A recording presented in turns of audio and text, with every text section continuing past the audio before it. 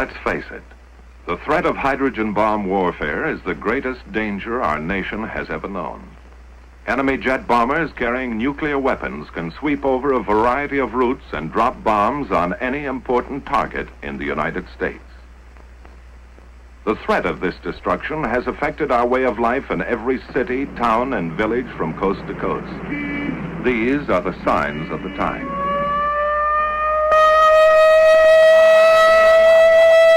Only in practice now, a rehearsal, a training exercise. But tomorrow, this siren may mean the real thing. And if you hear it, as you drive in your auto, as you sit in your office, or work at your bench, wherever you are, what will you do? What will happen to you? Let's face it, your life, the fate of your community, and the fate of your nation depends on what you do when enemy bombers head for our cities. And that is why civil defense was organized, to teach you how to survive in the thermonuclear age, by taking shelter, or by evacuating your area as directed. Civil defense will teach you how to take care of yourself, your family, and neighbors, how to get official instructions and act according to plan. In time of atomic attack, the usual professional services, police, fire, welfare, hospital, and ambulance, could be bombed out, too busy, or unable to get to you and your family. Civil defense control points would function as the nerve centers for dispatch of organized assistance to disaster areas from outside the target districts. Every preparation is being made to deal with emergency conditions which would be created by enemy attack. To provide for communication with the public during an actual attack, our broadcasting industry and the federal government developed CONELRAD. This system permits the broadcasting of official news and civil defense instructions without helping enemy navigators find our cities by following radio beams. The CONELRAD frequencies are 640 and 1240 on your standard radio dial. A hazard unique to nuclear warfare is radioactive fallout. Unseen, unheard, and odorless, this substance can only be detected with sensitive instruments. Special training is necessary for radiological safety experts. Their duties will be to check radiation levels in both damaged areas and probable fallout areas. When sufficient warning time can be obtained by early detection of approaching enemy aircraft, withdrawal from key target cities or fallout areas may be ordered by local civil defense authority. The instinct of survival is inherent in all of us, and national survival requires that each one of us assume his share of the responsibility. There is work to be done, and each must cooperate. Opportunities for training with the Red Cross and other groups are everywhere. The combined efforts of many trained individuals are needed to make civil defense a forceful reality. This training is invaluable in preparation for enemy attack or the savage fury of nature.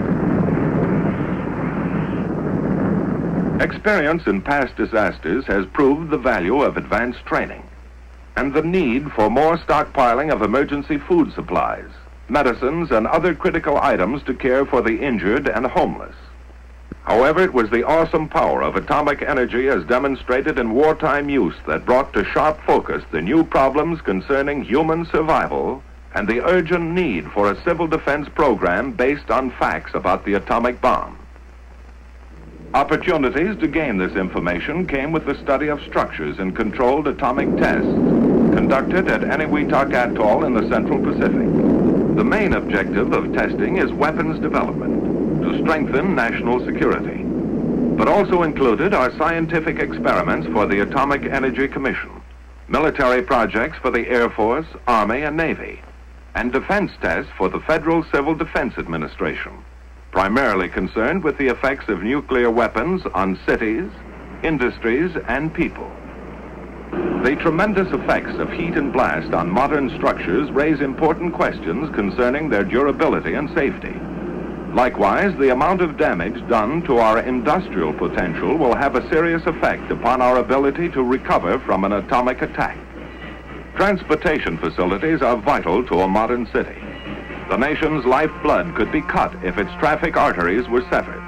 These questions are of great interest not only to citizens in metropolitan centers, but also to those in rural areas who may be in a danger zone because of radioactive fallout from today's larger weapons.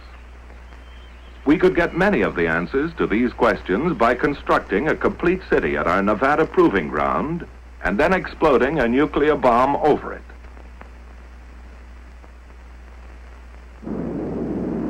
We could study the effects of damage over a wide area, under all conditions, and plan civil defense measures accordingly. But such a gigantic undertaking is not feasible. Instead, we build representative units of a test city, with steel and stone and brick and mortar, with precision and skill, as though it were to last 1,000 years. But it's a weird, fantastic city, a creation right out of science fiction. A city like no other on the face of the earth. Homes, neat and clean and completely furnished, that will never be occupied. Bridges, massive girders of steel spanning the empty desert. Railway tracks that lead to nowhere, for this is the end of the line. But every element in these tests is carefully planned as to its design and location in the area. A variety of materials and building techniques are often represented in a single structure. Every brick, beam, and board will have its story to tell. When pieced together, these will give some of the answers and some of the information we need to survive in the nuclear age. At varying distances from ground zero, the point of detonation, numerous experimental elements are assembled. Underground structures and facilities of various types play their part in duplicating the complexity of the modern city. The vast research program includes testing such items as covering materials, paints, varnishes, plastics, also various fabrics and samples of clothing. On the outskirts of our test city, a synthetic forest has been erected to determine the protective value of foliage and trees. To give us a ringside view of the event, high-speed cameras stand like lonely sentinels, ready to photograph the hurricane of fury. Before leaving the test area, a final check is made on the multitude of instruments and technical devices which will record a variety of blast phenomena for future study. Now, with all the elements in place, our test city is complete. From the air, its center will appear as a bullseye to the bombardier at H hour. On the morning of shot day, official observers, technicians, and scientists gather at News Knob to await the momentous event. This is the payoff for months of planning and preparation on the part of the Atomic Energy Commission, the military services, civil defense, and other test agencies. As part of an experiment to observe the phenomenon of atomic detonation at close hand, military personnel and defense officials dig in within a few miles of ground zero. After a final briefing from the officer in charge just before H hour, the men disappear into their foxholes. Every precaution has been taken for their safety. They're told to crouch low, shield their eyes, and remain down until the signal to rise is given. Now the moment of greatest anxiety, waiting those last few seconds.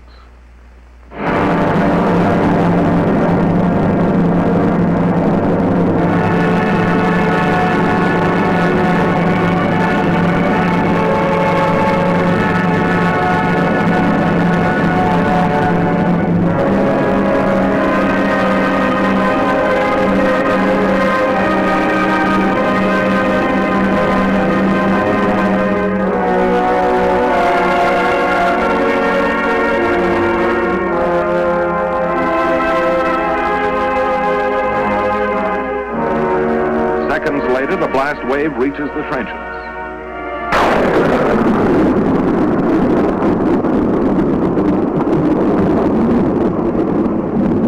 As the tower of smoke and flame looms overhead, one thought is uppermost in all minds.